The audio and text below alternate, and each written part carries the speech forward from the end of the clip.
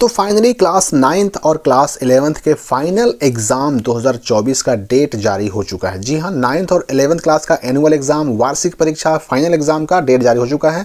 और इसी एग्ज़ाम को दे करके जो विद्यार्थी हैं, जो छात्र हैं, 9th वाले जाएंगे 10th में, 11th वाले जाएंगे 12 में।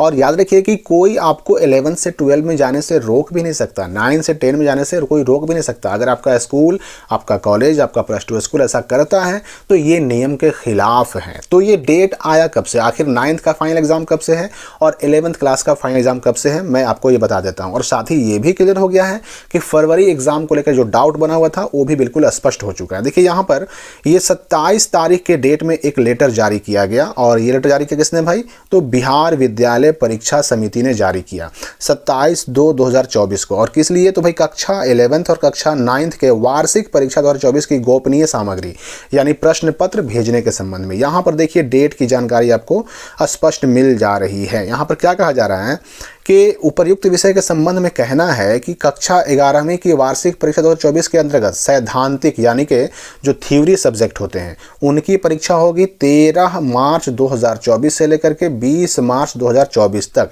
और 11th वालों का प्रायोगिक यानी कि प्रैक्टिकल एग्जाम होगा 21 मार्च से लेकर के 22 मार्च तक।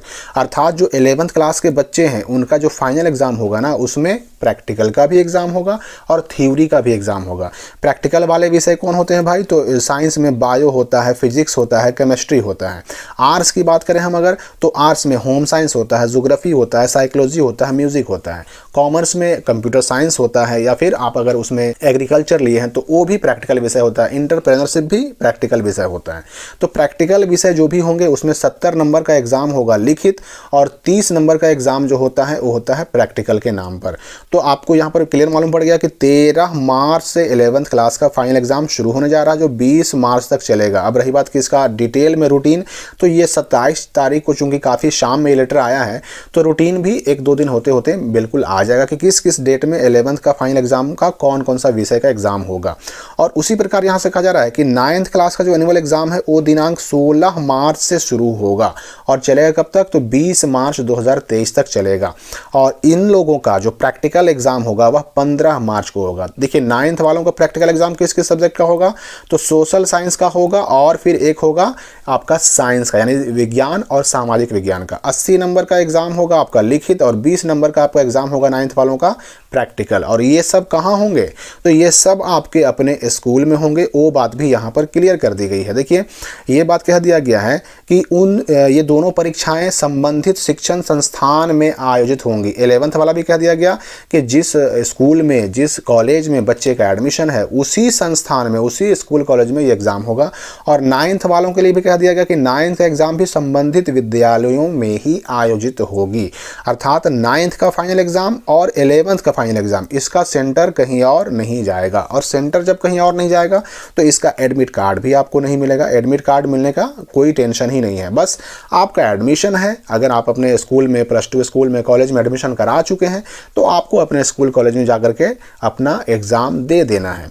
अब यहाँ पर एक डाउट कि कुछ बच्चे ऐसे भी हैं कि उन्होंने 9th में एडमिशन तो कराया, 11th में एडमिशन तो कराया, लेकिन रजिस्ट्रेशन नहीं कराया है। तो ऐसे बच्चों का छूटा हुआ रजिस्ट्रेशन हर साल जुलाई अगस्त में होता है। तो ऐसे बच्चे भी जुलाई अगस्त में जाकर के अपना रजिस्ट्रेशन करा सकते हैं और 2025 के मैट्रिक इंटर एग्जाम में शामिल हो सकते हैं।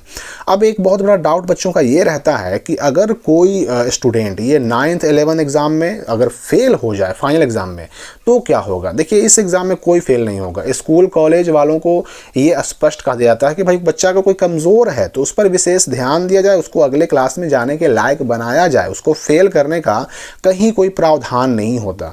तो अगर कोई स्कूल, अगर कोई कॉलेज ऐसा कर रहा है तो ये नियम के खिलाफ है। आपको पता होना चाहिए कि फेल करने का कोई प्रावधान नहीं होता, बस आपका एग्ज़ाम में शामिल होना ज़रूरी है। अब यहाँ पर ये सवाल भी आपके मन में आ सकता है कि अगर कोई बच्चा 9th के फाइनल एग्ज़ाम में शामिल ना हो या फिर 11th के फाइनल एग्ज़ाम में शामिल ना हो तो क्या होगा। तो भाई आपको पता ही होगा कि 3 दिन ना आने पर नाम काटने का आदेश दे दिया गया है। तो फिर एग्ज़ाम ना देने पर तो कुछ भी हो सकता है। लेकिन इसमें जो फाइनल, आखिरी, अंतिम फैसला फैसला करना होता है वो आपके स्कूल को करना होता है या फिर आपके कॉलेज को करना होता है। यानी अगर आपका स्कूल आपके एग्ज़ाम ना देने पर भी कोई कार्रवाई ना करे तो कोई प्रॉब्लम नहीं, लेकिन हो सकता है कि आपका स्कूल या कॉलेज एग्ज़ाम ना देने पर आपका नाम काट दे। उसके पास अथॉरिटी है, अधिकार है, उन्हें आपका नाम काट सकता है, क्योंकि उन्हें फुल पावर दे दिया गया है कि कोई बच्चा अगर 3 दिन लगातार ना आए तो नाम काट दिया जाए, और एग्ज़ाम ना देने आए तो भी नाम काट दिया जाए। तो स्कूल कॉलेज के पास फुल अथॉरिटी है, अगर आप एग्ज़ाम ना देते हैं तो वह आपका नाम काट सकते हैं। इसलिए अंतिम फैसला करना है अगर किसी को तो आपके स्कूल कॉलेज को ही करना है। वो चाहे तो नाम काटें, चाहे तो कोई कार्रवाई ना करें, ये उन पर डिपेंड करता है।